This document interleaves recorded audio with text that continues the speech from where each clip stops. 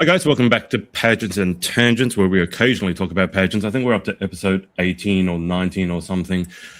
We will go around the room. We're in the middle of crazy pageant season, so Coach Kenzie has to jet in 48 minutes, so we're going to keep it short and tight today if we can. It's not going to be the easiest thing to do. Let's catch up with what's been going on since last week. So I chatted to Morgan yesterday, and one of Morgan's clients won Miss Arizona USA. Morgan, I'll let you explain why I'm laughing. My reaction when people win is dramatic. I fully glitched out, so I can't post it with audio because, sometimes I'm a little more flavorful and zesty with my language, and not everything is suitable for children's audiences to be seen. But I fully glitched out, and I can't. Can I play the video with no sound? Is that possible? You can try. Just make sure it is without sound. Click the mute button. Okay, it's muted. So top 5. Honestly, the entire pageant at Arizona USA was very tough. Top 5, I had my 2 babies both up there.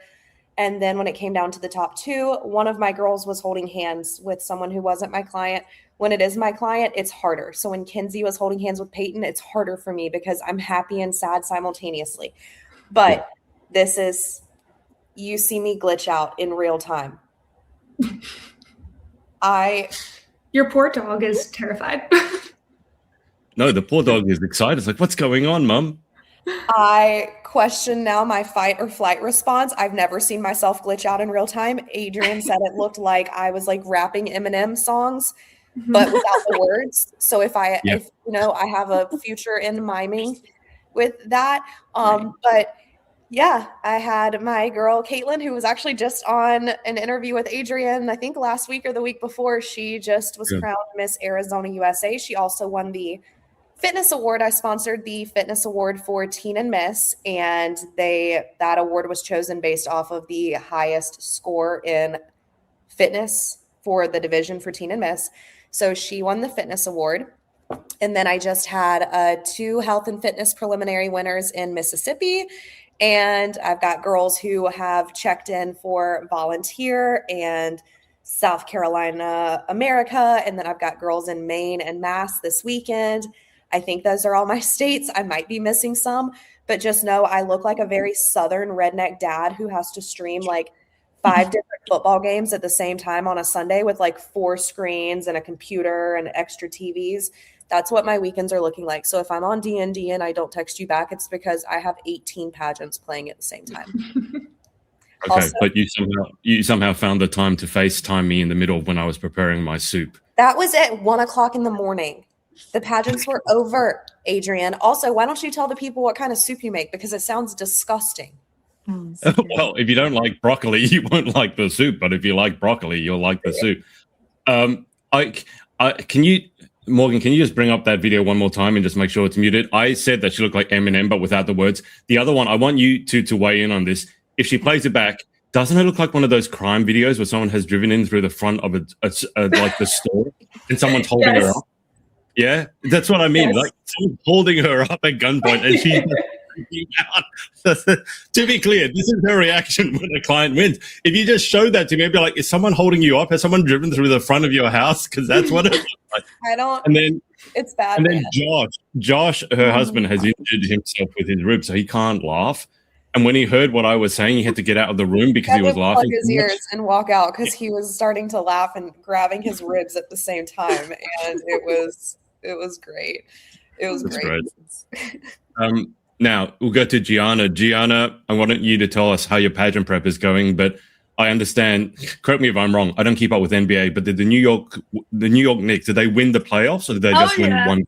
Oh yeah, no, they won the NBA championship. You like my shirt? When was the last time the New York Knicks won? Because I follow a entrepreneur who famously is like a diehard New York Knicks fan, but he says that's the definition of trauma, basically, because the New York Knicks suck and they never win. So this has turned that whole thing around, has it? Yeah, well, let's hope, right? It's been 53 years. So the last time they won was 1973. New York went crazy last night. I couldn't hang and I fell asleep a little before it ended and I was jolted awake to fireworks. So, I mean, I can't really complain, but it was my fault that I couldn't stay up. But I went to bed happy. Not the last time I went to bed, because when I went to bed, when was it? Wednesday night. It was like they were down by like 20 something points, and I was like, nah, I'm sleeping. And then they won when I woke up. And then today I was like, oh, they're doing pretty good, but like I can't stay up. I had it playing as I was falling asleep. And then I was like, what? And yeah, there was fireworks happening outside. Have y'all seen video footage of Times Square after they won? What the happened? people went crazy. Oh, there was like in the streets, you could not move around. I wish I was there low key, but it got pretty rough. I saw at one point they were like vandalizing empty buses. Like Yes. they looked like school buses breaking yeah, windows. that wasn't good. That wasn't good. That's one thing I never understand. Like I get raging, have a great time, but I'm like the concept of human nature when things like that happen and then they all start like beating up things in the streets. I'm like, wonder what that is. And you're like, what did they do to you? Yeah. I would understand if your team, no, I'm not condoning this, but if you lost, your team lost, you're angry. Are you talking about people who are celebrating and they're vandalizing? Correct. Yes. Why would you do that? That's It's like so punching common people here, because you won. Like, why? Why would you do that? It's so, yeah. I mean, like, it hasn't really happened in New York. I know, like, everyone talks about Philadelphia and, like, the Eagles. And then, like, also I grew up, like, with my dad being a European soccer fan. And European soccer, oh, no, they will. That's level. I've heard of goalkeepers being shot in the streets and killed. Yeah, They let it go through. So that's next level. Also, Geanna, I saw your close friend story and you were celebrating reversing into a parking spot for the second time. Can you give some context? Are we like someone who can't go backwards? Are we just a terrible driver? What's going on? No. Okay, I'm actually a really good driver. I self-proclaimed, like, I'm the driver of the friend group usually. Like, I drove my friends after high school. We went to, like, Six Flags in New Jersey. Like, I'm the driver of the group, okay? And, like, always have been very comfortable. I've driven to lots of places. When I was learning how to drive, I drove our family car. It's a 2010 Honda Accord, like no bells and whistles on it whatsoever, no backup camera. And like every time I tried to practice backing up in it, like into a spot, I would end up like in the middle of two spots. Like it never worked out. I'm really good at parallel parking because like living like near New York City, like I'm good at parallel parking. Could never back into a spot, especially just like since I've tried with no cars on each side and I couldn't do it. I was like, I'm not going to risk doing it, whatever. I haven't really tried in my new car, and it's new as in like I've had it for 5 years now. But I've been getting a little more confident with it, and I was like, I'm going to back into this spot because it was like I had like a really good spot at the mall today, like right by the door, and I was like, and it's a corner. I was like, I'm gonna back into it. And the last time I backed into a spot was at an appearance in April because it was, I don't know. I've been getting ballsy. I've been like backing up into spots, and I have a backup camera now, which makes it very easy. So I don't know. It's not a big deal because I have a backup camera. Like it's technically pretty easy when you have that, but I just haven't really tried because I'm afraid of when I was learning how to drive and I couldn't. No, it's a big deal. I'm 33. I've never backed into a spot. It's a big deal. Thank you. Yes. Second time this year and in my lifetime. I don't understand. So I could literally park like in front of you and I would box you in because you can't go backwards. I don't. No. I can back out of a spot. I can't back into a spot. Yeah. I can back out of like I park nose in all the time and I back out of my spot. I can't go this way and back into my spot. Yeah. That's valid. Okay. That's valid. You have a reversing camera now. Yes, I've had it for 5 years, but I just have not tried reversing into spots, really. I'm just going to go out on a limb and say reversing cameras make people worse drivers. It's like the mirrors that tell you when you can and cannot cross, like into lanes. Because what happens is you become dependent on it, and then God forbid you need to drive an older car that doesn't have it, and suddenly you don't have your reversing camera. It's like those big, I don't know if you guys have like big SUVs or minivans driven by who knows what.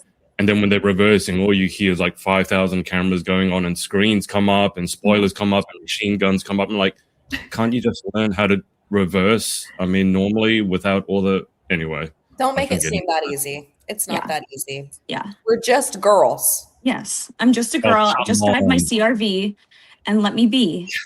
Yeah, leave us alone, Adrian. Okay, but congratulations on your team winning. We always say our team won, but we say we won. Have you guys noticed that we never say we lost? It's always we won, but they lost. So anyway, Kenzie, how have you been keeping, and are your winning reactions as interesting as Morgan's? I've had my fair share of extreme reactions like that. Sometimes it just like hits a little different, but everything's been going good. Lots of prep. My Miss North Carolina America and USA girlies compete in like 14 days. So we've been doing a lot of last minute dress rehearsals and prep, and girls are getting last minute wardrobe from a store that is behind me and then coming back to my place, and we're trying things on and making last minute decisions. So we've been going nonstop. I think this morning I started like around 11. So it's been just very, very busy today on Sunday, which is usually a rest day, but I love it and it's great. And I'm a little bit in my pageant feels because 2 years ago today I was competing. I know that text, like I'm not even responding to you because why are you trying to make me cry? Like, shut up. I was very sad about it. So I sat on the couch with my boyfriend this morning and made him look through all my photos from Miss North Carolina USA with me to relive the trauma and excitement. Face a 10, body T.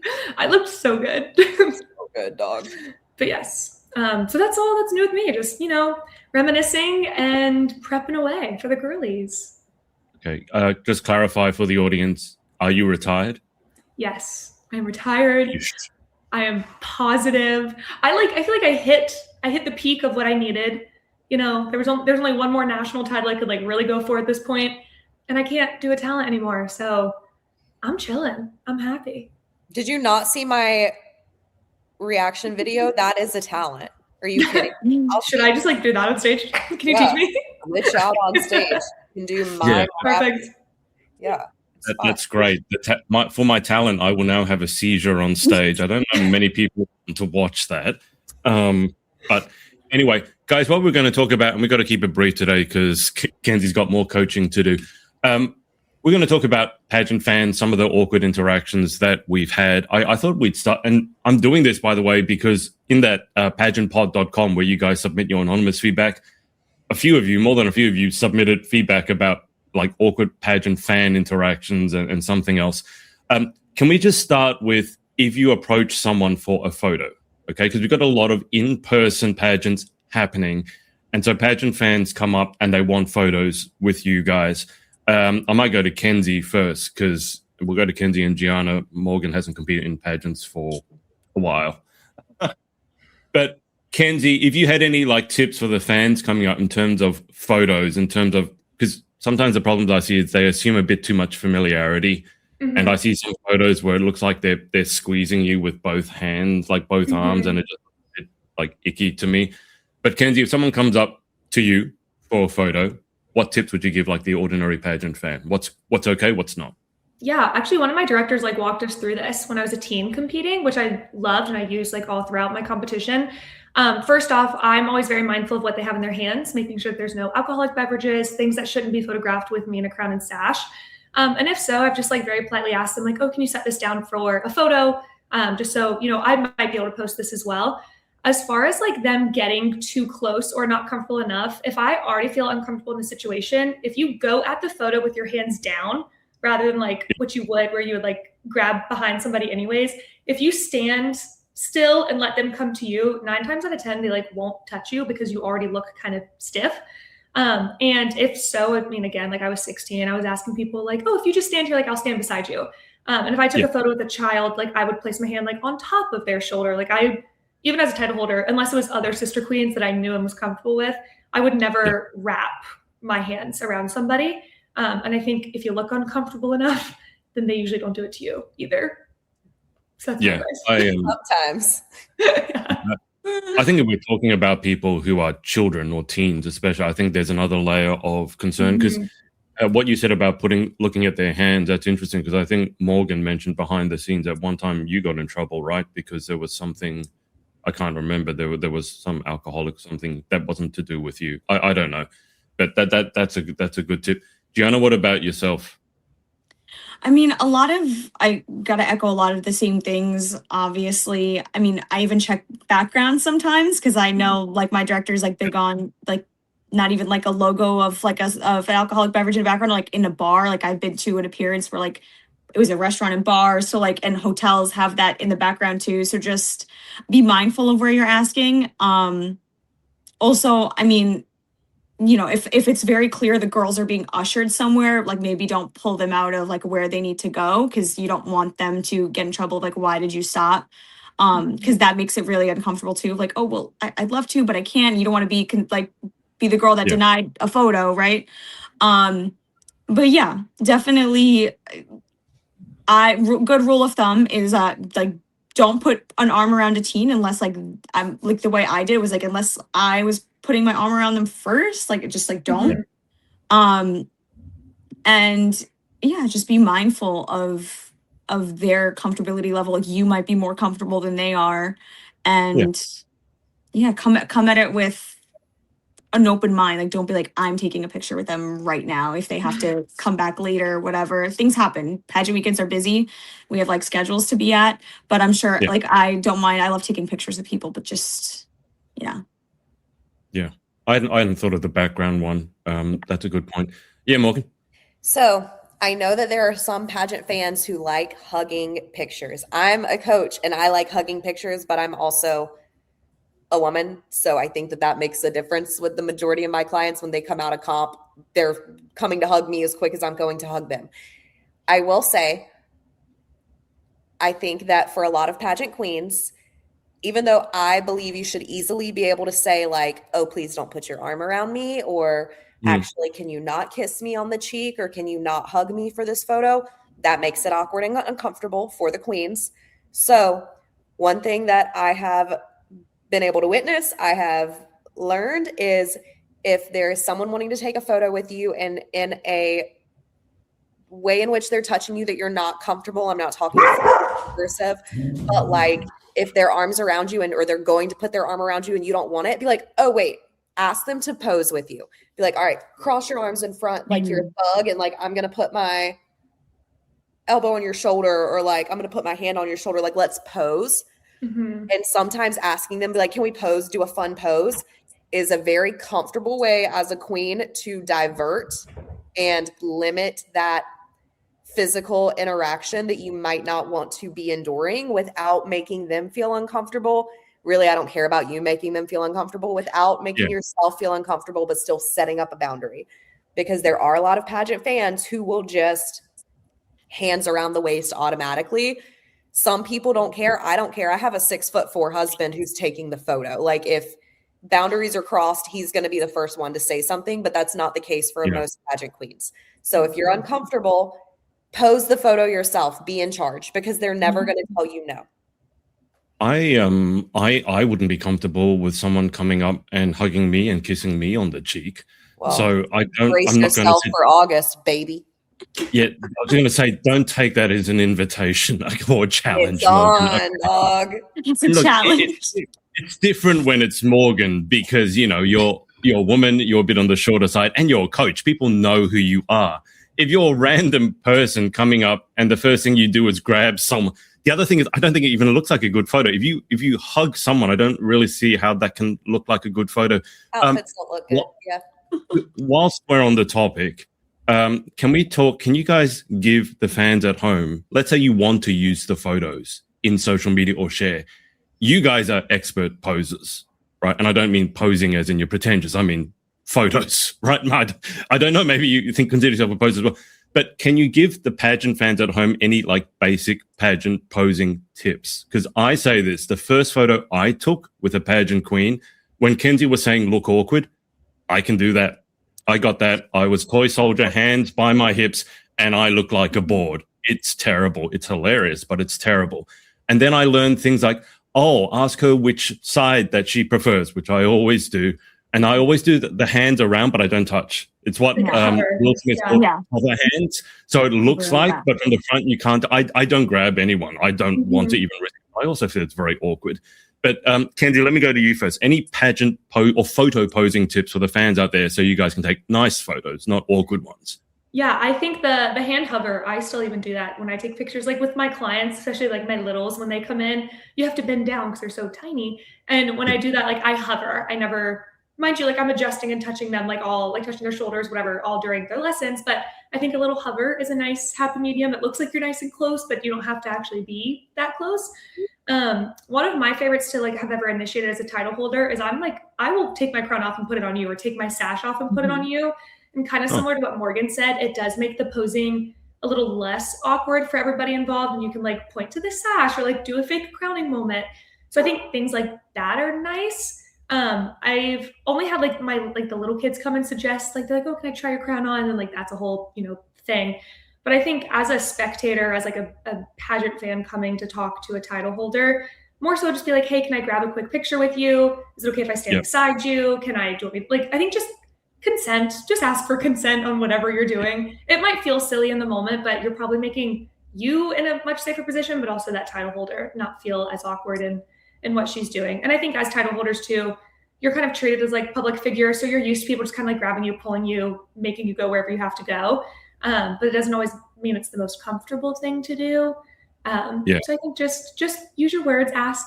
And if they say no, don't take offense. Just be like, okay, like no worries, and then walk away. Yeah, I will say in general, I mean, I'm not the sort of person who asks for photos that often, but I think in general, when you ask nicely for a photo as a fan, I think most title holders will accommodate you. There was one case in the UK when one of my friends who went on to be Miss Universe Great Britain, she asked another title holder for a photo. And at the time, she herself wasn't a title holder. And then that other person sort of replied back, I only take photos with title holders, and then, turned their back and wandered off. Jokes on her, though, because my friend went on to be Miss Universe Great Britain. Gianna, do you have any posing tips for your adoring legion of fans? Posing tips, well, don't be stiff as a board, right? I mean, just... Thank you. Yeah, no, I'm kidding. Sorry. But like, yes, a lot of the same stuff. The hover is a good call. I like to think of a lot of times, like when I take pictures with like local politicians, I feel like they're the ones that are super careful about how they pose. So like take a note from them, because they'll either just do like hands down or hands in front, but like it won't look awkward because they're used to being photographed too, right? And yeah, or like the back hover, and just, like shoulders back, like look confident, but like comfortable, and not like you're scared or intimidated to be by them. And most of the time the title holders aren't very, I mean, maybe they look a little scary or intimidating, but if you talk to them, they're not. So, no, that's not, I don't mean that as like a dig or anything. Stop. No. The only person I've ever felt slightly intimidated by in terms of like photo or meeting them in person was Crystal Foot. But that's not because she's intimidating. It's because she was wearing heels and she was a step above me. And I'm 6'1". And here she is, and I'm like, oh, hi. Not that I was intimidated. I wasn't used to doing that. I mean, some of you are used to doing that. I was like, oh, hello up there. And I said I would stop interviewing when I interviewed someone who was taller than me. So I'm a liar now because I should have stopped after I interviewed. And by the way, I'm interviewing Crystal tomorrow. That's funny. Morgan, should I even ask you for posing tips? Because I got to imagine there's no shame with you. You'll do whatever for the Oh, there's no shame with me. I will say, I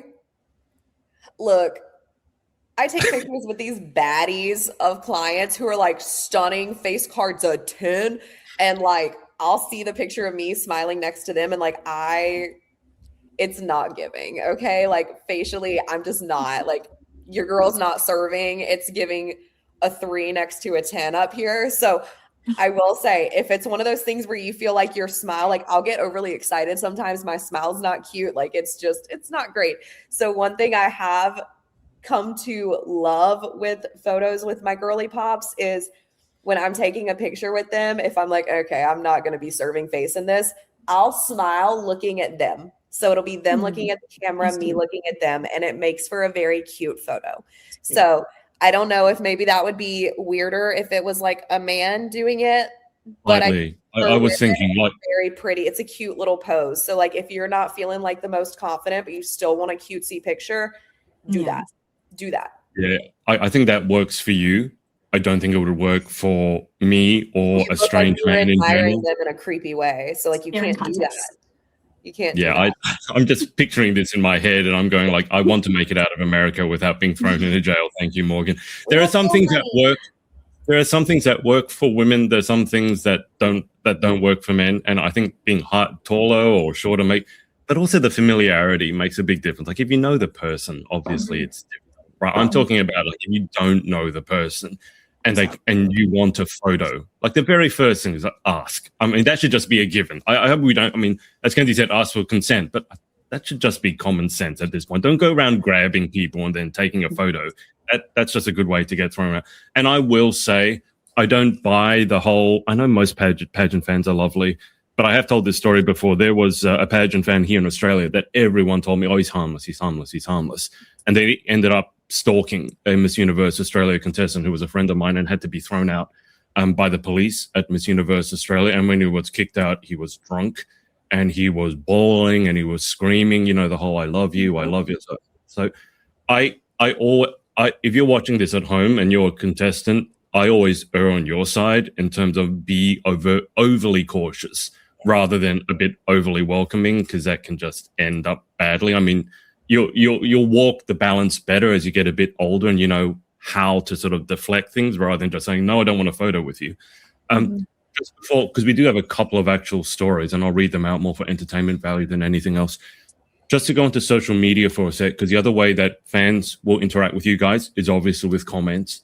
And comments can be a minefield in terms of sometimes they assume familiarity that just doesn't exist. I get sent DMs every now and then, even as a guy doing what I do.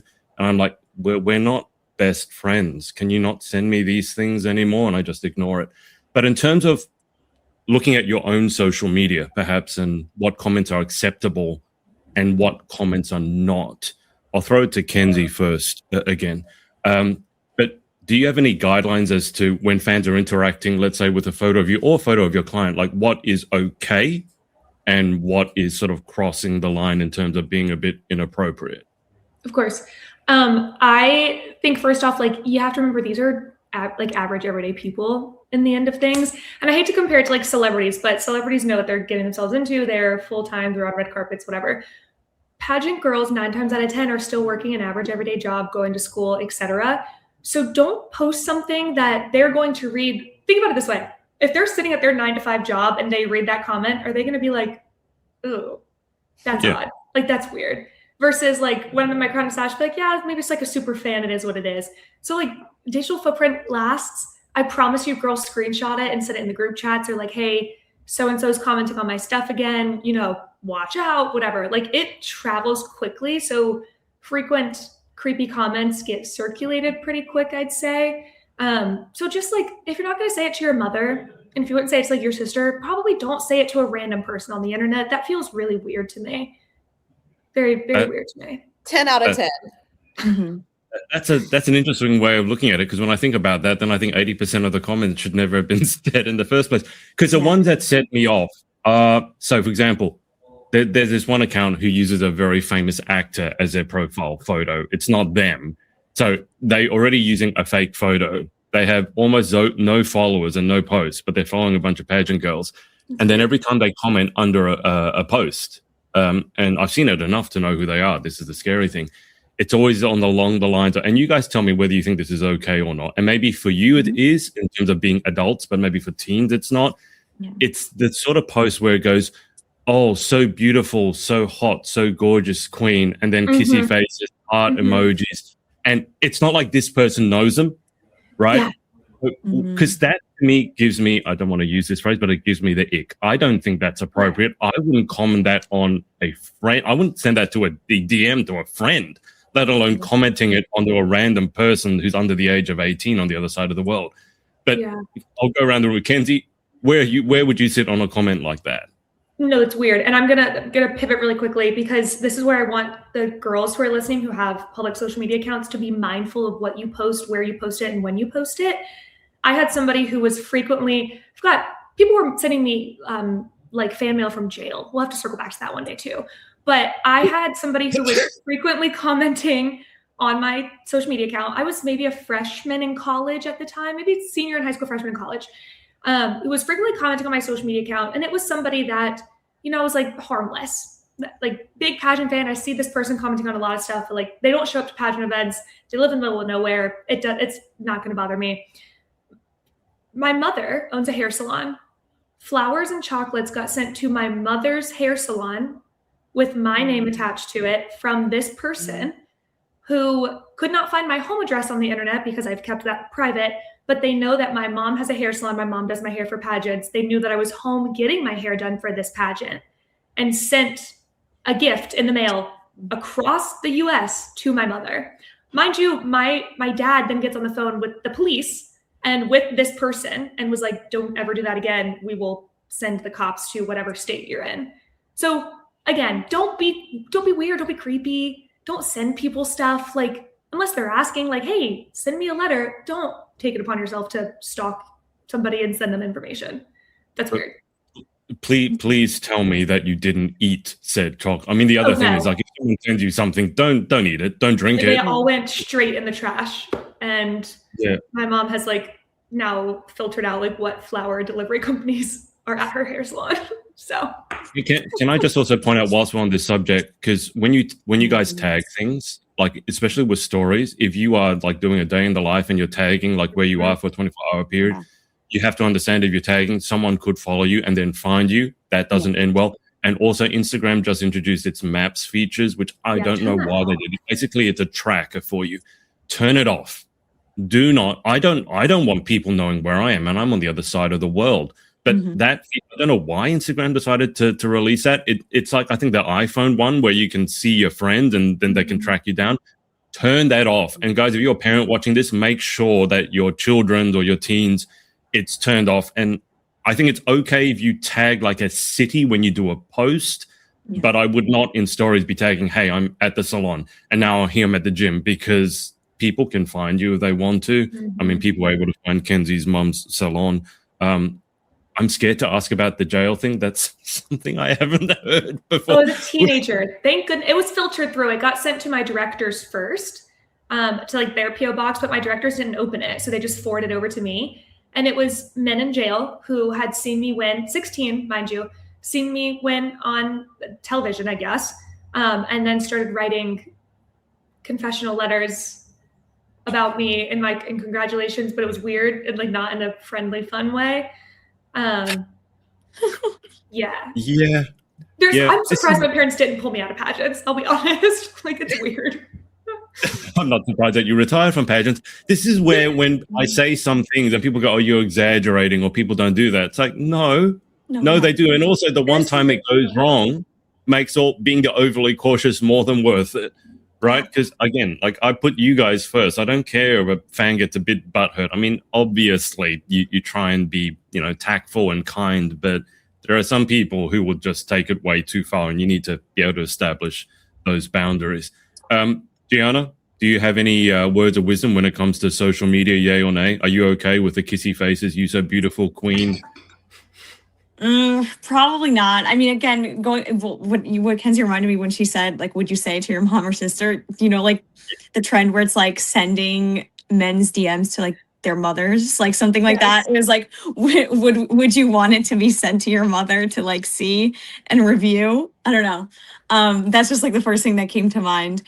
But yeah, and also, I mean, as a title holder, like I will filter through comments sometimes and delete, because just with my job, like as a teacher, they tell you to keep a private profile, and I don't, obviously, because of the pageant stuff. So I try to keep everything clean on there, and I think most title holders do. So just like it's going to get deleted if it crosses the line, and don't keep posting it if like you notice that it's deleted, right? And then I mean, I will block people if they get too crazy and like too just stalkerish, right? If it starts feeling uncomfortable, the one great thing about social media is you can block and keep them from seeing you. Nice. But just the biggest thing is you can also be your own. I mean, this is less for teens. Hopefully, like teens, I guess maybe your parents are involved, but I know my parents had no supervision over my Instagram when I was a teen, so I guess to each their own. But be your own moderator too, and see who is viewing your stories, because there is like, if you go all the way down in your viewers, sometimes it'll say like spam accounts or something that are viewing your story. It doesn't always show up, but like I've seen just, yeah, and they might have like weird profile pics or bios, and I will just delete those ahead of time to get ahead of it. It's just, or block them, I should say, but yeah. No, you guys are completely able to moderate your own accounts. Like, don't feel like, oh, this is free speech. People should be able. No, it's your social profile. Like, if you want to hide or delete, and that's another thing that Geanna mentioned. Being a teacher, you'll have kids who will find your profile. Like, you can't hide it, and so be mindful of what your profile is representing. This is the other thing I don't like about those creepy comments, is that if it appears underneath your photo, and then let's say a child or school, like a school kid you're teaching, or younger, like one of your littles sees it, it just doesn't give the vibe that I'm looking for. So hide, delete, and if it's going to keep going, just block. It's like, it's not worth it. Sorry, Morgan, you go. It's just as okay. If you think the picture is beautiful, great. You can think that the picture is beautiful. And again, I hate to say it because I know it will sound sexist to an extent, but it's very different if a woman comments on your picture and says like, beautiful G, beautiful Kenzie, you look incredible. Like, versus if it's a male, unfortunately. And I know that sounds sexist and it sounds No. You don't have to excuse it. I think if people don't understand that, you need some sort of brain surgery. Okay. It's not the same. You don't have to call someone sexy. You can literally say, yes, queen, or you can say incredible photo or love that gown, and the message still gets across without making someone feel uncomfortable. If you won't say it in person in a comment, like whatever that comment is, if you won't say it in person to them, then don't say it on the comment. But also, if you will say it in person to them, don't come to the pageant. Don't go to the pageant. That's all I'm going to say. I can just imagine some fan coming up to one of you guys and randomly going, "Oh, you so hot, you so sexy, queen," and then making kissy faces. That's so gorgeous. My self-defense training would come into play. Just got a good right hook there. Title holder tape spot has said, "It's so cringe, Kens. Why did I jump in when you're telling that story?" I'm going to assume it's the jail story. I think that's going to be a pretty hard one to top in terms of getting weird fan mail. I bet my mom still has the fan mail. I'll have to see if she has it. Come on, she kept it. Probably kept it as evidence. Like, if you need to, like, probably. Can we just? Because I know, like, Morgan loves reading things and professes herself to be a nerd. So you guys give me your overall, like, yes or no. So and let's go random pageant fan, okay? Not someone you know, but random pageant fan, and probably male. Okay. If they comment underneath and they go, "Congratulations, you look incredible," is that okay? Because I'm thinking like, that's okay. All right. Now, what about when they say, "Oh, you look, so hot or so sexy, gorgeous queen," right? Yeah. Okay. This is what I mean. Like, I don't think gorgeous it's that hard. Queen is fine. Gorgeous queen. But very rarely does a straight man use gorgeous either. Yes. Yeah. Like, so if it's like, if they're saying gorgeous, I'm like, and then they're like, then I'm like, oh, you're excused. Like, you're excused. You can tell me I look fire, babe. Like, thank you. Yes. But sexy is just like a general no, right? Just don't use that word. No, not towards pageant girls. Yeah. I think that's the word that just like that sets me off. Okay, so just before we let Kenzie go, because she's super busy, I've got some of the horror stories over here that you guys sent in on pageantpod.com. Morgan, did you say that you had a few? I have two, yeah. I have a third, but this third one needs to be a book or a Lifetime movie. I got sent like 15 pages on Instagram. Buki, if you're watching, you know who you are. That needs to be an entirely different story. We need to have a coffee and chat because I'm so intrigued. Guys, when I say send in your stories, and look, don't get me wrong, I really appreciate you sending this in. It looks like a Tolstoy novel. I'm just going to do a character count on it. Someone has sent in an answer that is over 1,000 words long. So it's like a critical. I don't know. I'll read it. I haven't had time to read it yet, so maybe I'll circle back to it. But Morgan, you going to want to go with one of yours first, and then I'll find mine over here. Yeah, absolutely. Well, I mean, I know Kenzie has to jump fast, so I'll listen to whoever's first. Did you get any or no? No, I got more icks. Just people saying like girls being mean to their mom. Don't be mean to your mom. She's helping you. Okay, be nice to your mom. Apologies, Buffy. My husband literally told me that the only time he ever saw me being mean to you was during a pageant. I love you. It's because I was stressed and I think I trusted her because I knew I could take it out on her. But anyways, yes, share your story. So I got one response and it said, this one pageant fan printed photos of me as a minor in swimsuits and then kept them for 4 years to show me. Oh. Don't do that. That's like, you can get arrested, I fear. Josh just laughed. I heard Josh laugh in the other room. Don't do that. That is, listen, if the feds could sweep your phone and then you could potentially end up being questioned for what you have on there, you shouldn't have it on there. So what's the guy that has like To Catch a Predator? Chris Hansen? Yeah. Let's just not. That's gross. Don't I hope she's sued. Don't do that. There was actually a time frame there where I stopped posting my teens competing in fitness because I was getting some sketchy message responses, and they weren't realizing I was the trainer. They thought I was the team when I was posting them. So there was probably like a solid year and a half where I stopped posting my teens competing entirely. Yeah. That's so creepy. People are so creepy. I don't understand the thought process of that person. That's just. I'll give you one from over here. A certain old person known in the pageant circles within our state, I don't know who this is, and has weaseled his way into positions at different pageant organizations. Sounds like a charmer. Always attends pageants wearing checkered pajamas. Such a unique thing to do. Why can one of you two, like Geanna or Kenzie, can you explain why that would be a horror story though? Because I get like you guys are dressed up to the nines and like this person obviously doesn't have much of a dress sense. But what would that set you off, or you'd be just like, no, that guy's just weird? I just feel like that's weird. Maybe he's like in a position of like maybe he's a big director, maybe he's like a high up person, and they're just like, most people show up in suits. Yeah, he must be making someone uncomfortable. Like there's, it might not be just about what he wears. It's got to be something about the vibe he gives off. If they're calling that a horror story, like it's got to make someone uncomfortable. And since he's everywhere. Yeah, maybe it's just a big ick. Maybe they're icked out by it. Yeah, I'll finish up on this one, then Kenzie can jet.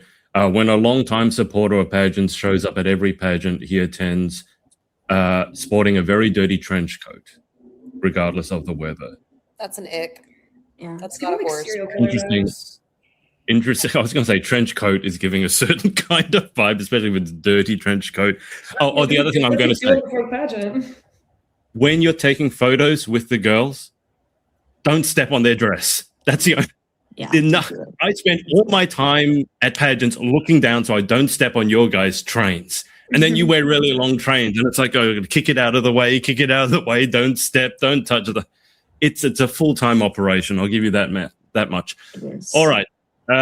We'll wrap it up there because Kenzie has to jet. Kenzie, do you anything that you're doing? I just got to go help a little girlie get ready for insert state here in USA. I've got a few of those as well. Well, Kenzie, we'll let Kenzie, anything that you got coming out in the next week, and then Kenzie can go. Kenzie has just coaching in the next week. I do have like the tiniest bit of availability if anybody needs mock interviews before big state or national competitions. I can also pull together a panel for you super quick if you need a panel mock interview. Other than that, get on my books for July, August. I'm super excited. We've got some national winners already for some other like national pageants that happened earlier in the year. We've got big states coming up and we're vibing. I have a little one that I'm really excited to go to her national pageant in Texas in a week. So she's teeny tiny and like destined to be Miss America. So I'm so excited to see her compete. The little nugget. She's so cute. But anyways, that's all I got. Send you a DM for coaching? Yeah, send me a DM either on my @Kenzie Hansley or @KenzieLee Pageant Coaching. And I'll be sure to message you back. Don't send me anything creepy. Please. No. If you're watching from jail, don't send her anything at all. Don't send me anything creepy. I'm tired of that. Okay, bye everybody.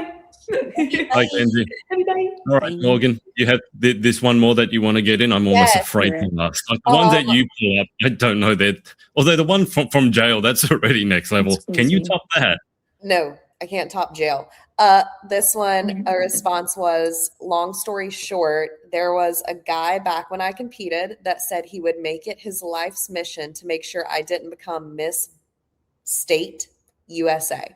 He hated me. And it was all because he said he didn't like my hair. His name was Mean Guy, and he ranted about me on the forums all the time. It was insane. He was insane. Because of your hair, Brosafina, your hair. I'm guessing like he had to be a hairdresser, right? Because that'd be the only thing that would make sense. If he wasn't a hairdresser, then I'm even more confused. Or maybe he just didn't have good hair, so he had hair envy. Because I can understand hair envy. But I'm not going to hate you because of your hair. But I might see your good hair and be like, oh my God, I hate you so much. Your hair is great. But like, I not actually hate you. But to make it your life's mission to make sure someone is not Miss Blank USA, which there's, I mean, I guess pageant coaches can also be pageant fans, because sometimes if someone's client doesn't win, they'll go on a rant and they'll pull up past history of current title holders to try to get them to lose their title, which is actually Is it just me? Okay, maybe it's me because maybe in my weird brain I'm very robotic. But if I'm coaching someone, obviously, yes, I want them to win. Yeah. It's not like I'm going to say I don't care. But on the other hand, I'm balancing that against I also want the best person on the day to win. Yeah. So I have this, like, I will never rubbish anyone because they won and my client didn't. No. Because the narrative seems to be, I know I work with my client, she was in the best shape, she had the best interview, and so she should have won. Then you post up photos or videos and go, see, she should have won. And I don't understand that, because you are immediately denigrating the competition, and you are also forgetting the fact that pageantry is inherently subjective. So, I mean, is that just me? Because, no, you're also shooting yourself in the foot, because that person could end up becoming your client. You get what I'm saying? Like, there have been times where women have won a state pageant and they weren't my client. I had other women competing. They won. I was still proud of my girls. And then a couple weeks later, they reached out and they were like, yo, get me ready for Miss whatever national something.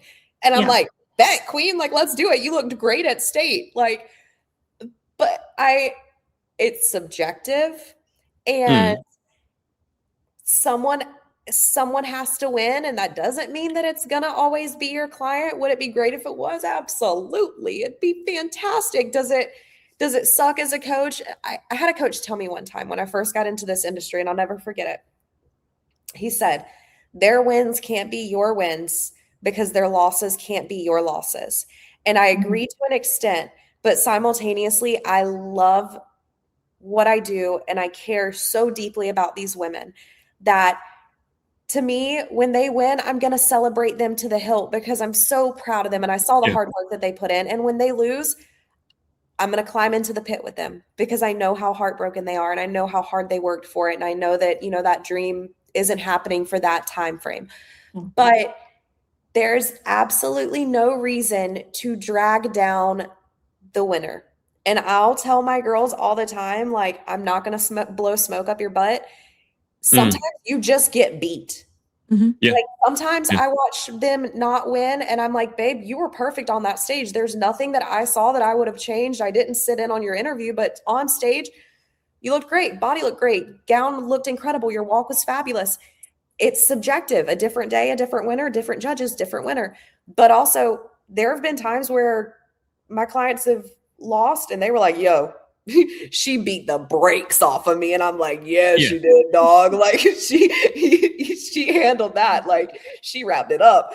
So it's subjective. Obviously, it's humans choosing, and humans innately are born with biases, and we have them. But to degrade another woman and try to dog her worth all because you're upset that your person didn't win. It's not only a disservice to you and a disservice to your client, but it's so incredibly hurtful to the woman you're saying it about. Like, it's just all around, like, it's not okay, bro. One of the, and then Geanna, if you have any thoughts on this, I'll go to you. But one of the behaviors that I think is very dangerous is if you're a coach or you're a fan and your pick or your favorite didn't win, and then you comment under their social media that they were robbed or that you were the deserving queen or you're the true queen. And then to compound that danger, if you were the first runner-up or second runner-up or whatever it was, you missed top 15, and then you comment under their comment, you like it, or you say thank you for your support.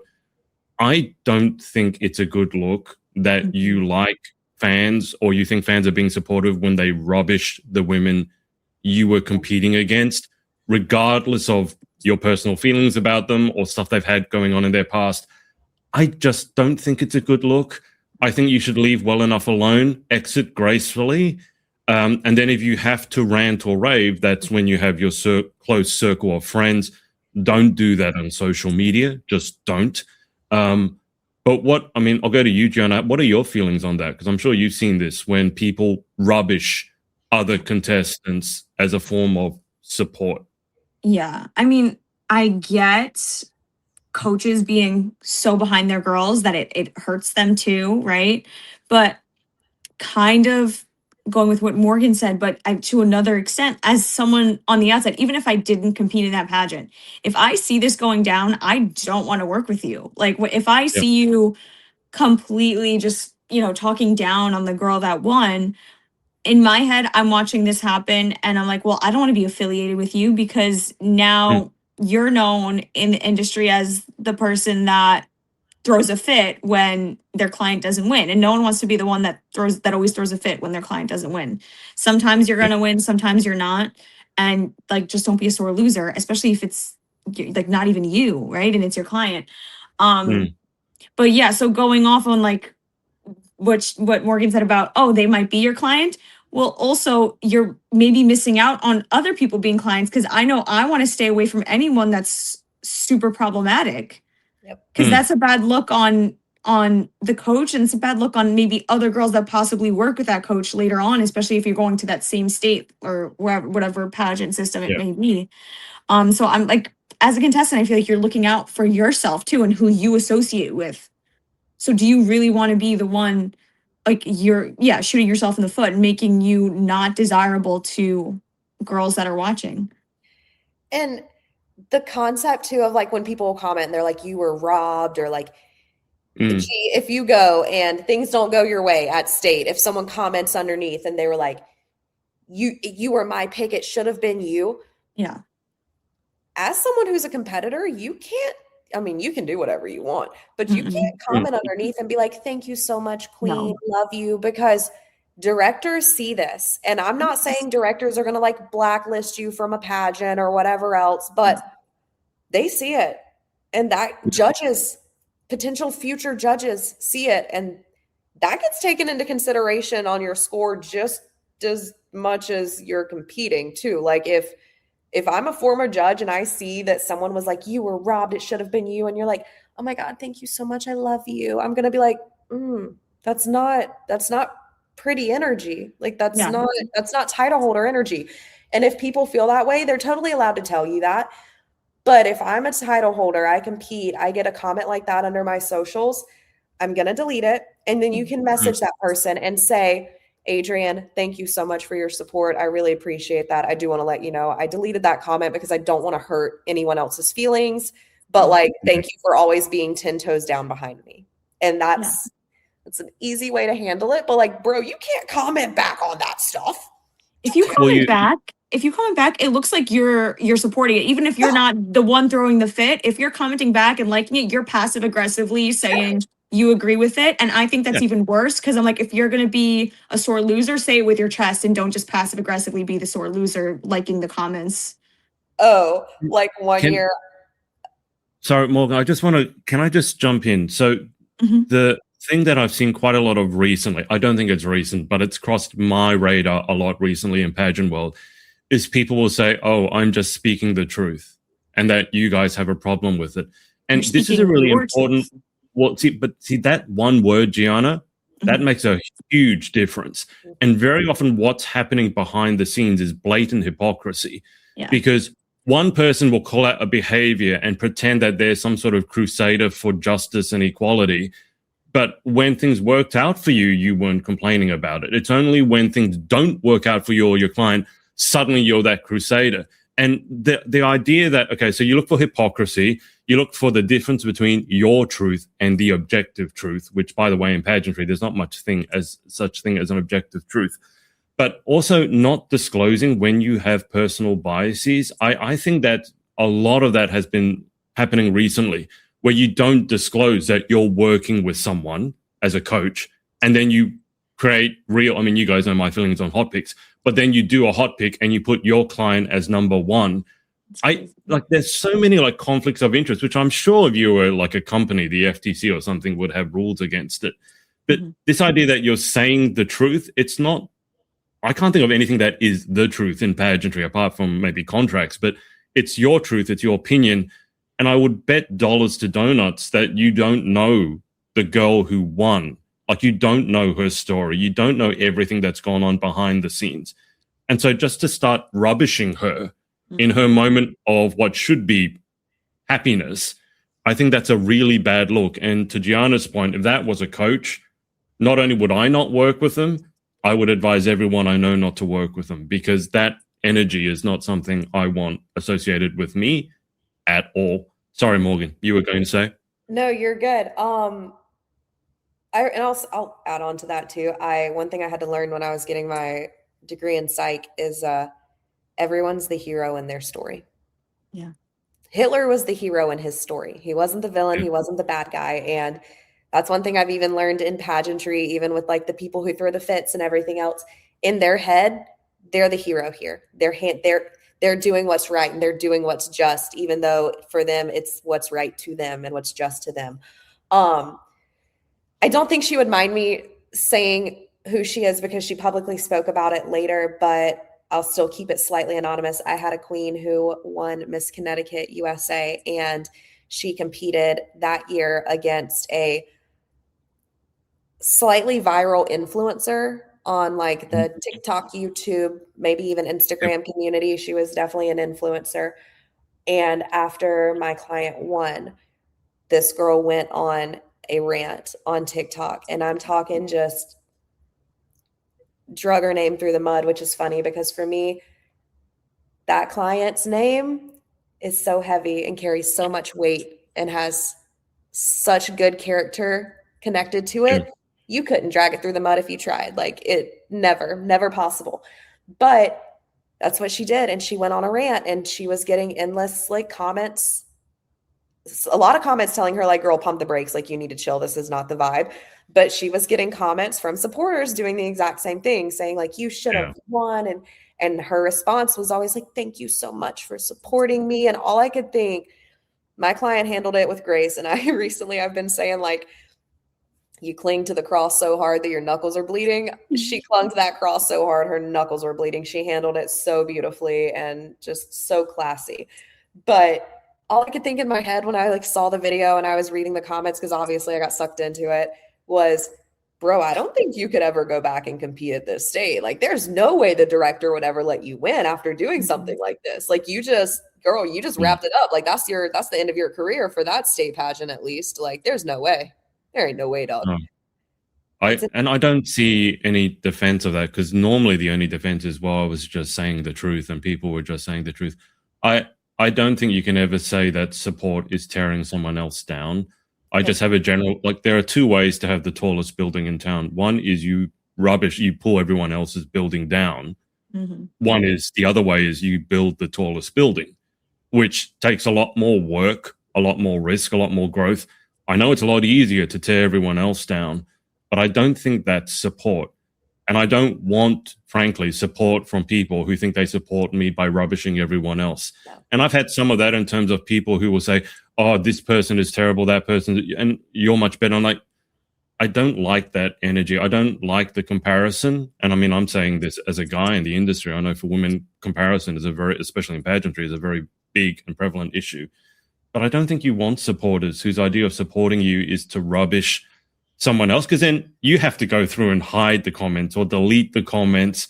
It creates more work for you. So, and I don't know, I think if you've cultivated a lot of followers like that, it's probably something, an energy or vibe that you've had as well. Because I'd like to think if you have, over the years that you've been competing, cultivated a truly supportive fan base, that won't happen so much. But some people seem to lean into the controversy a lot. Yes. And look, I don't know about you guys, but I stay away from it. I don't need the likes. I don't need the clicks, because not all clicks and not all likes are equal. Well, but if you're a fan, even a coach, but I mean, I know we're doing pageant fan horror stories. If you're a fan and your hot pick, your A1 girl, the woman you were riding behind 10 toes down, if she loses and you're upset, the best thing you can do, keep the upset part to yourself. If you know her personally and you want to like moan and whine about it to her and be like, that wasn't fair, you should have won, do it personally, keep it between y'all. I will say,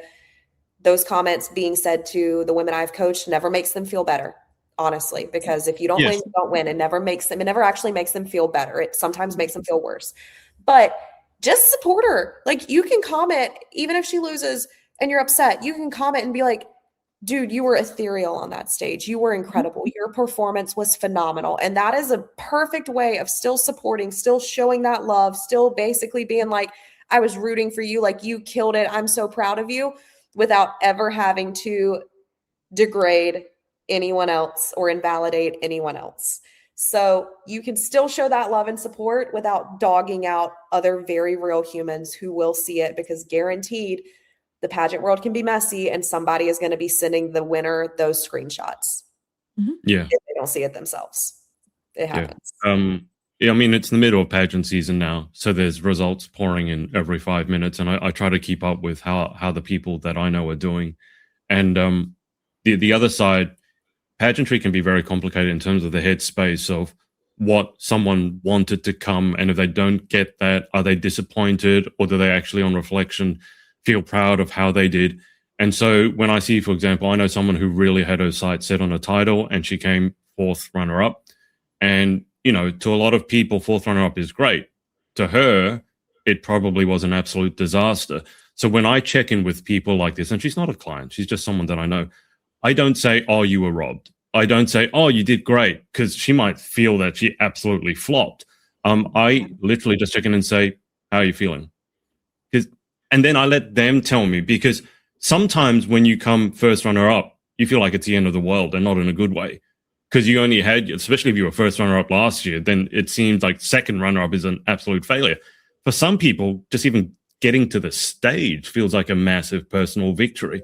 So what I would say is, if you know the person, like you actually know the person and you're not just a random fan, I would just say, how are you feeling? And maybe give it 24 hours or something, because it can be a bit raw. Well, it can be very raw. I mean, you guys tell me, like the 24 hours, if you don't win or you do win, everything's a whirlwind, right? And you got contracts to sign, you got photos to take, and just check in, just say, how are you feeling? Or I saw the results. How are you feeling? Because it's a very complicated minefield. Emotions are weird things. And sometimes 1st runner-up can be amazing. Other times it can be absolute disaster. And that's happening a lot at the moment with all the results that are coming in. So anyway, we're going to move towards a close. Morgan, what have you got coming up over the next week, apart from tons and tons of coaching, I would imagine? I'm going to be logging off of here and logging on to Pageant Vision to watch Oklahoma, USA. I've got a teen who's competing, so fingers crossed. Go Alana. And outside of that, that is it. I did have a client call me in a little bit of a tizzy last week. I want to say like Sunday night, and she was stressing. She's like, my pageant's coming up, and I don't know if I'm there yet. And I was like, all right, listen, this is what we're going to do, because sometimes I'm real gentle parenting, and then sometimes I'm like Southern mama parenting. So she got the Southern mama parenting part of me, and I was like, bro, lock in. You got 2 weeks, 2.5 weeks, so and so many days, lock in. And I'm going to lock in with you. And it's not going to be as fun, and you might be cranky, and you're going to be sore, and we're going to do this. So just know I'm eating a lot of chicken and rice right now. If I come on to this podcast on Sunday growing a feather, don't question anything. My protein is taking to the roof. As long as you're not actually squawking. I think any pageant girl, no matter how hard they are, at some point in the lead up to a pageant, will have at least one rant, one tantrum, one mental, but at least. And so I love it. I got on a coaching call last week with one of my clients, I think 2 weeks ago, and she had gotten into her head way too much. And normally she's not like this at all, right? She's very on the level, very level set. And she had gotten into her head too much, and she was just going like questioning everything. And I said, okay, cool. We scheduled this in. This is your one scheduled rant or mental breakdown that you're allowed to have. I want you to fully feel it for 5 minutes, whatever it takes. You know, you can yell till you're blue in the face, call me every curse word under the sun, even if it's not about me. And then after that, we'll go back to work. So I imagine there's a lot of that happening at the moment, because there's a lot of people going, oh, I'm competing in 2 weeks, I'm competing in 2 months, and I'm not, I don't have a 12 pack or whatever it is. So, yeah, good luck with that, coaches. Speaking of mental breakdowns, Geanna, how are you going? What have you got coming up over the next week? Haven't had a mental breakdown yet. Thank you very much. Go, girl. Good. That means it's coming, maybe. No, I'm kidding. Yeah. I'm 6 weeks out for Miss New York, USA. Pretty good. Friday was the last day of school, so I did not follow any good program for that. My breakfast was a donut. My lunch was some munchkins. Girl. At a freaking girl. It was carbs. What are you talking about? It was good. It was your brain. It was. Glycogen. Thank you. And also it was more of like a mental reset, like a little serotonin boost. Yeah. But yeah, other than that, we're going back into full prep mode, and the next 2 weeks are just like finals and testing at my school. So it's like a lot calmer, and there's not kids there every day. And yeah, I don't know what else. I had 2 appearances this weekend, so I don't have any for like the next week or so. So it's kind of chill and just focusing. I got my next email to send paperwork in, so I'll be doing paperwork. I'll be doing grading, submitting final grades at school, and celebrating the Knicks win. And yeah. Okay, so I have a question. Mm-hmm. This is so off topic from pageantry. Sorry, Adrian.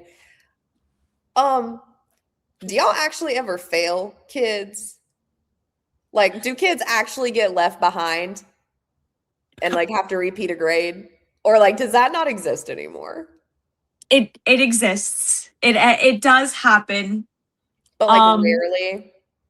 Rarely. And like, I don't know how much I could say publicly. No, that's but like valid. it does happen, and there are circumstances where we'll keep a kid in a grade. Very rarely, but like y'all do the most to try to ensure that it doesn't happen. Yeah, and then also like if a kid fails like a class that would cause them to have to retake it the next year, like we'll send them to summer school to retake it. And normally in summer school, like even if they retake it and fail, close to fail, they'll push them through. I'm pretty sure is what happens. Yeah. Okay. But at least like they bring them back for like 6 weeks and they retake it kind of, and they say, oh, we tried again. Yeah. Okay. We're just trying. I have a lot of sympathy for teachers right now. I mean, I always had sympathy for teachers because at least here in Australia, it's such an underpaid job and undervalued. Oh, it's underpaid here too. Big time. Mm-hmm. I imagine. I think in all of the Western world, it's undervalued. The neat thing about if you go to Japan, as soon as you say that you're a teacher, they bow to you. I remember when I was in Hawaii and they asked me, I bumped into this Japanese couple and they asked me, what do you do for work? And I said, tennis coaching, which is not teaching, but it's coaching. As soon as I said tennis coach, they're like, oh, like this. So I love the fact that they're so respectful. I'm moving to Japan. Yeah. Yeah. Well, just picture this, because I know this is tangential, but whatever. Picture the future for your country, right? On one hand, you have a country that pays its teachers in donuts, right? never gives them any support. And the only thing in terms of support is a standardized testing system, which really does nothing at all. They care right? too much And then about. your kids have to study to pass the test, not to actually enjoy learning. One country. Another country, every program is individualized, right? Teachers are high up on the rank. They're well paid. They're well respected. And they take into account the fact that everyone's individualized, and you inculcate the love of learning rather than a memorization test. Do you love learning at the end of the day, right? And also, are we actually preparing you for a world that exists? Not a world that existed 100 years ago when you sat down in a factory and you weren't supposed to talk to your neighbors. I just ask you, like, you picture where those two countries go, and it's not a small difference. I will say in America, because it's got so many people and all of your states are so different, I understand that every state has its own issues with education. I interviewed Sunny Day back when she was competing for Oklahoma, and she said, I think Oklahoma was like near the bottom in terms of ranking for education. Yeah, and I don't know how that's done, full disclosure. But, trying to be a teacher there and actually being a teacher who cares in a state where you get no support, I don't know how, Geanna, I don't know how you guys do it without burning out, because I'd be like, I care for the kids and I can't, maybe it's for you, it's different, but in terms of being in New York. But if you actually care about the kids and you can't actually help them, that's why I had to stop. I was starting to be a teacher. I had to stop because like, I'm not going to be able to do what I want because you all got me doing red tape and paperwork. And I'm like, that kid's falling behind. It just didn't make any sense to me. I know so many teachers that have burnt out and switched careers and pivoted and different things. But I think one of the, and I think why also so many stay, and I think I'm lucky, like when you find kind of a group that keeps you grounded. Not all schools are perfect, and maybe like the whole school isn't perfect, but when you have kind of like your people that you lean on, that really helps. But I know like there are some people where they have like a great support system of friends at work and they still ended up leaving the profession. It really just depends on like when enough is enough for some people. It also depends like what you teach, right? Like I teach special ed, so I think the it's a little different sometimes with what we're going for, because like not all of our kids take the standardized tests. But yeah, I totally think it's hard to stay optimistic sometimes. Oh, they burn out, and the ones who end up staying while they're burned out just end up being the miserable teachers who throw a book at you, tell you to read chapter 1 through 7, take the test, and there's no excitement, there's no hunger behind it. But I will say, good teachers are freaking iconic. And like you guys, the way that you impact people's lives. I'm 33 and I can remember my favorite teachers all the way back from like kindergarten and like gym class in elementary school. But also I remember my least favorite teachers, the last one being in college, who told me I had to be more than a blonde bombshell to get anywhere in life. And like, girl, I should send her flowers and chocolate because no, I don't. Do you you remember your favorites and you remember the worst? I remember my sports teacher telling me, I think I was 11 or 12 at the time, he told me I threw like a girl. And that wasn't meant as a compliment, by the way, right? And so when I taught myself tennis, I felt like, if I could ever find him, I'd show him how that had gone for me. The reason I hate art, I think I've said this before, is because my art teacher basically insinuated that I was just wasting time in art class when I was actually trying my best. After that, I decided I hated art, and it still impacted me to this day. But my favorite teacher was in year 6, and he actually ran a really tight ship. But I liked that because then the environment in the classroom wasn't people running around like lunatics and pulling each other's hair and kicking each other. And this was a long time ago. So teachers, for better or worse, really make a huge impact and have a lasting impact on a memory. I mean, I will say, Geanna, you're working with special needs. I mean, that also means you have to have the patience of a saint. I don't know how you do it. Seriously. You got a different level of like love and grace to you than most people in general, but even most teachers would have. Was it a teacher who made you want to be a teacher? Actually, no, it was more of the fact that like I didn't have a teacher, like what you said, that I remember. Like I do have teachers that I remember, but I never had a teacher that was like, wow, like this is a great teacher. I am doing it because of them, which sounds crazy, but I did it because I had a rough time in high school, and I was like, like if I had a teacher that did this or saw this or noticed this in me, that would have that would have completely changed, I guess, like my outlook in high school. And then so when I got older, I was like, I want to kind of do that. Right now I'm in middle school, so like I'm working with slightly younger than like when I had my major like problems where what that influenced me to become a teacher. But yeah, it was more so the opposite. It was more so the opposite. It was like I wanted to become like the teacher that you didn't. Yeah. You don't see the change, so you be the change. Yeah. That's even better. Doctors. Yeah. And even then it took me a second to like actually get into like teaching as my major in school, because I was like, I don't know what I want to do. So yeah, I was one of those that like changed my major 4 or 5 times. Because no one should know what they want to do at 18 and 19 years old. Your freaking brain hasn't even fully developed yet.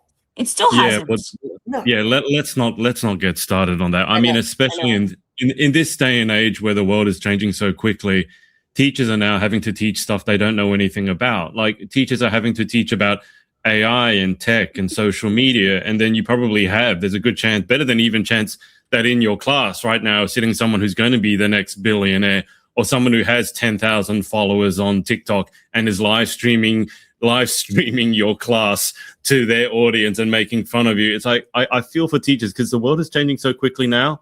Yeah. And I think the point of school is to prepare you for the real world. But when you don't know what the real world is going to look like in 5 years, how do you prepare them for it? Like, I really don't know. I try to keep up with it, but that's like a full-time job if you're just trying to keep up with social media and AI and things like that. So I don't know how you guys do it. And I do think you have the patience of a saint, because if some kid had put a pebble or thrown a rock at my laptop, I still don't have it back yet. I was going to say, I don't think that kid would still be in my class anymore, because one time there were a couple of kids in my, and we'll finish on this because we've gone wildly off topic, but that's okay. There were 2 kids in my class, in my school tennis coaching class. And you know how 2 kids get when they set one another off? Like they're okay by themselves, but then when they set each other off, and then it's points of ridiculousness. And I lost it. And there were 4 tennis courts, about 16 teenagers. And I yelled at them and I said, I've had enough. This is ridiculous. You guys talk to your parents. Next week, one of you isn't coming back. You decide who. And the next week, neither of them came back, but also both parents sent me an apology email. So that's why I can't be a teacher, because I don't think, I mean, Geanna, if I'd done that in class, I don't think that's allowed, is it? I don't think I could do that, but I do like that idea. This is why I can't be a teacher. Sometimes I catch myself. I had one particularly like crazy class this year, and I catch myself and I'm like, I check the attendance like once it gets to like 4th period, just because that's by the time like where things get put in if they're absent for the day. And I'm like, oh, this one's absent. It's going to be quiet today. It's going to be calmer today. But my mama would have worn me out. Slap out. I will tell you, it's easier when you're a guy and when you're tall. Yeah. At least on a tennis court, because it's easy to put the fear of God in someone when you're twice as tall as they are. I used to just stand behind the kids who were misbehaving, and I just stay really quiet and have stone face. And I remember this one time there was like, I think 8 teenage boys. And again, they were carrying on. And I don't know if you ever had discipline issues in your class, but one would start and then they'd stop it. Then another would start. Then there's no point trying to get their attention.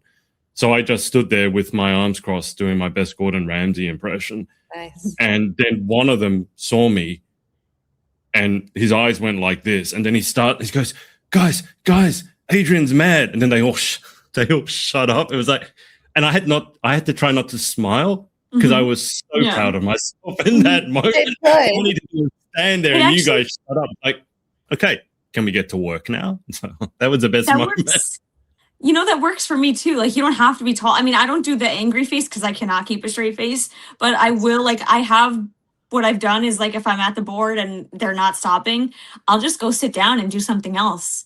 And then they're like, guys, Miss K just sat down and is like not looking at us, like what's going on? Like it really confuses the heck out of them. Don't give them a reaction. If you just sit down and go along your merry way, I was like, I could grade right now if you don't want to learn. Like that's fine if you don't want to listen. So Geanna, you can't do angry face? I can do angry face. I'm really bad. Like you guys know, I'm really bad at keeping a straight face. So like if I do the angry face, it doesn't last long. And then like I don't think did I ever tell you guys about the April Fool's prank I played on like my kids? Like I almost broke multiple times. Like I couldn't keep a straight face. Isn't this the one where they got you back and even worse than you got them? Yeah. Yeah, that's not making a strong case for you. Oh. If you pranked your kids, but then they got you back, weren't you like dragged out of class assuming that they were running away or something? Yes, they got up with my TA, ran out the door, one behind the other, and I run into the hallway. And I was like, because one of them asked to go to the bathroom. I said yes. And then next thing I know, they all get up behind her. And I was like, I just said she could go, not all of you. And I walk out, I was like, guys, where are you going? And then they start laughing in my face in the hallway. But I gave like, yeah, whatever.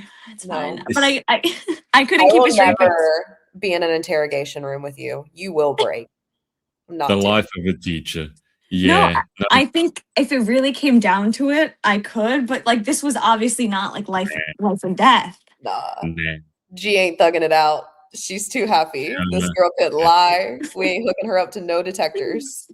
Oh boy. I could do it because I just have a resting B face, but you know, nah, not you, Geanna. You're too nice. You care too much. I don't care at the end of the day. Let's hold it there because Morgan's got TV to watch. But thanks everyone for watching. If you have any feedback or any issues you want us to discuss, you can send them to pageantpod.com. You can do that anonymously.